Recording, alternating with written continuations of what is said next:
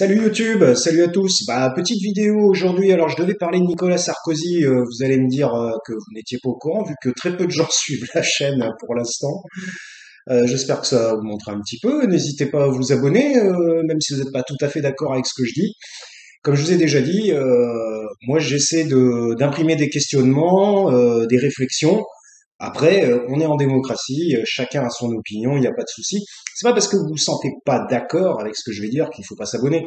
Bon, l'essentiel c'est d'avoir un débat. Et puis bon, moi évidemment, des abonnements, ça peut m'aider. Bon, bref. Alors aujourd'hui, je devais faire, d'ailleurs, je ferai probablement ou peut-être demain, on va attendre le résultat. Je vais faire une vidéo sur Nicolas Sarkozy. Alors ça serait une grosse vidéo, je pense, qui dépasserait au moins 15 minutes, parce qu'il y a tellement de choses à dire sur ce gars-là. Mais bon, je vais démarrer par l'affaire Zecler. Voilà, je n'en ai pas parlé. Pour moi, c'était plié, c'était quelque chose de plié. Le tabassage de Michel Zecler lorsqu'il est rentré dans son studio de répétition.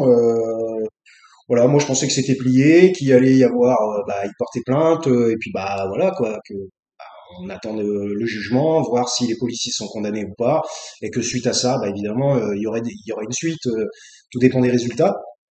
Et en fait, pas du tout. Il y a un rebondissement de ouf.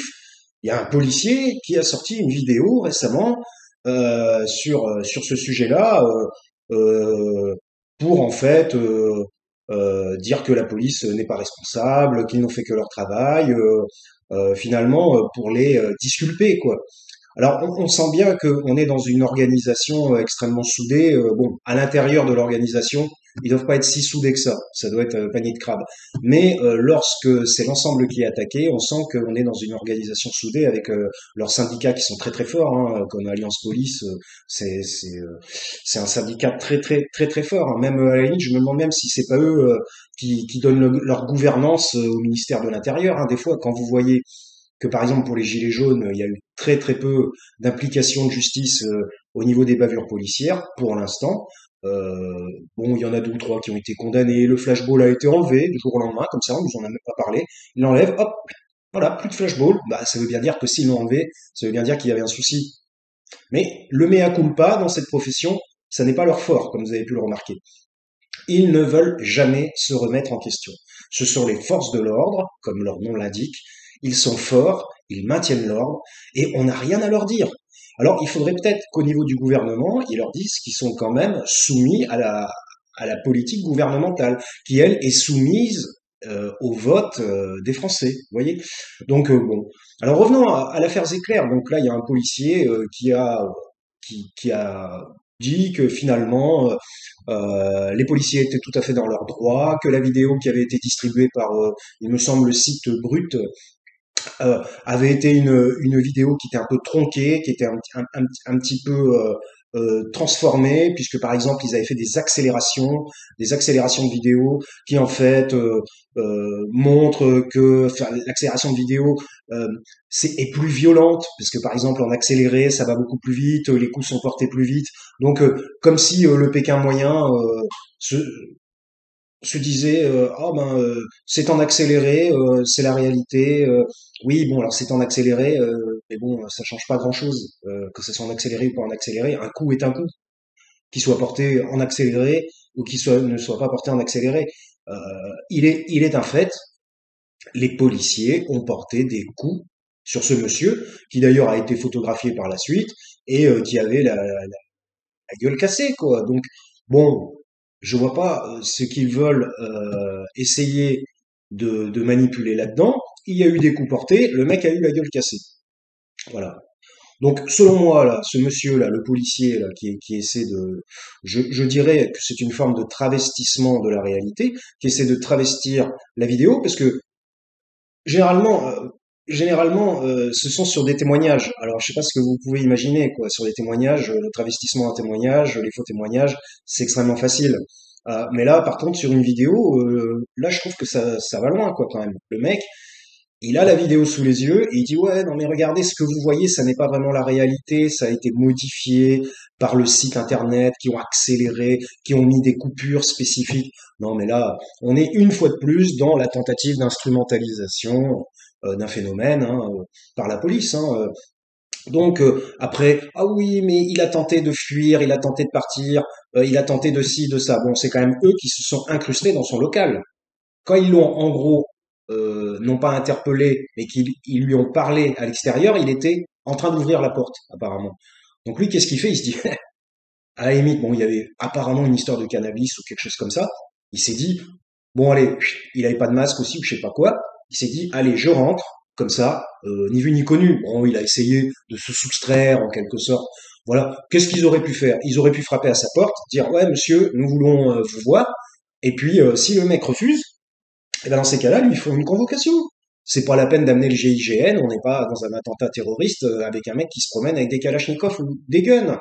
Qu'est-ce que c'est que ça? La police fait un excès de zèle, malheureusement dans le mauvais sens. C'est toujours pareil. Bon, généralement le zèle, c'est jamais, excès de zèle, c'est jamais dans le bon sens. Donc, il suffisait de lui proposer une convocation, et s'il ne se présentait pas, eh ben là, ils pouvaient faire une interpellation, pourquoi pas, comme ils font avec les. Mais là, en fait, la police, on ne peut pas leur résister. Ils veulent qu'on ne leur résiste pas. Voilà.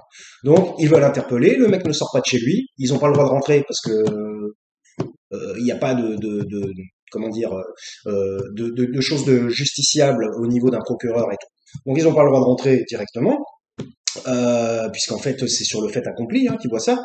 Et plutôt que de revenir en arrière, appeler des collègues ou convoquer le gars, ou alors lui dire de sortir, sinon ça va être pire.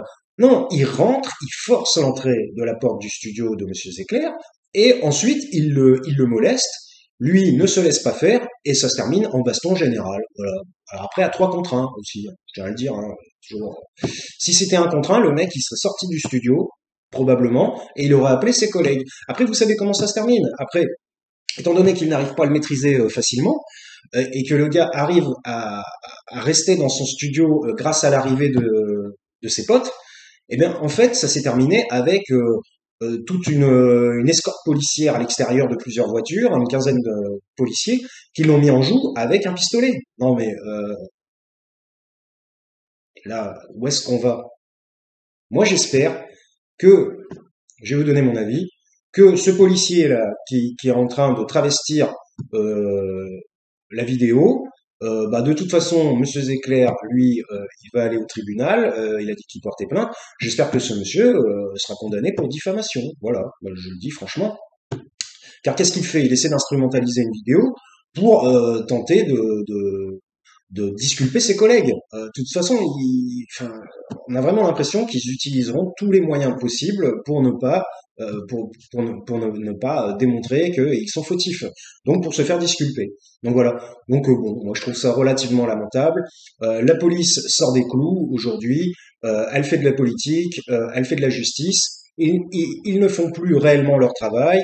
Leur travail, c'est de protéger la population et d'essayer de ramener l'ordre public lorsqu'il y a des heurts et des grosses difficultés. Je ne parle pas des manifestations. Le droit de manifestation est inaliénable en France, en théorie. Bien que je vous en ai parlé dans une autre vidéo et que les manifestations sont quasiment maintenant interdites. Il faut maintenant une autorisation de la préfecture. J'en ai parlé dans une autre vidéo. Vous pourrez aller écouter. Ce n'est pas le titre de la vidéo, mais j'en parle à un moment donné. Donc bah concernant l'affaire Zecler, moi je trouve que c'est lamentable, que c'est lamentable. Alors après je dis pas que Monsieur Zecler a tout fait bien, mais bon, il a tenté en quelque sorte de se soustraire, mais ça n'était pas à un contrôle de l'extérieur. Il était en train de rentrer chez lui. En gros, il était entre deux eaux. Il était en train de rentrer chez lui. Donc en gros, il y a une espèce de flou juridique. Le mec passe la porte. À partir du moment, il a eu raison en fait. Il s'est dit, j'ai pas entendu, on m'a rien dit. Voilà. Peut-être qu'il avait entendu, peut-être, si ça se trouve, il n'avait même pas compris ce qui arrivait. Il y a peut-être un policier qui lui a parlé, il s'est dit, oh là là, un policier me parle, moi, vas-y, je rentre chez moi, parce que finalement, la peur de la police, puisque maintenant, quand un policier vient vous parler, c'est pour vous verbaliser, pour vous arrêter, ou voire même de temps en temps, pour vous molester. Donc, écoutez, si les forces de l'ordre public étaient plus proches de ce qu'elles devraient être, peut-être que le citoyen aurait un peu moins peur et il y aurait une meilleure ambiance et il pourrait mieux se parler. Donc moi je trouve vraiment. Alors je dis pas que ce policier entièrement tort, puisqu'en fait c'est la justice qui le dira. Mais au vu de la vidéo, si on s'en réfère à ses propres capacités à comprendre les choses, nous avons tous des yeux, nous comprenons tous les événements et les phénomènes, bon, je pense. Et donc, moi personnellement, je pense que là, la police sort ses clous et essaie de transformer une réalité. C'est une manipulation, une de plus, pour essayer de se disculper. Car non seulement on n'a pas le droit de critiquer la police, mais en plus, il ne faut pas démontrer qu'il y a des violences policières. C'est carrément interdit. Là, on a complètement basculé dans un système autocratique, limite dictatorial, de la part des forces de l'ordre. C'est très bien que bon, heureusement il faudrait pas qu'ils montent au pouvoir, mais ça se demandait si ce n'est pas eux qui sont au pouvoir au niveau du ministère de l'Intérieur, puisque comme je vous ai dit, les syndicats sont très très puissants. Petit café.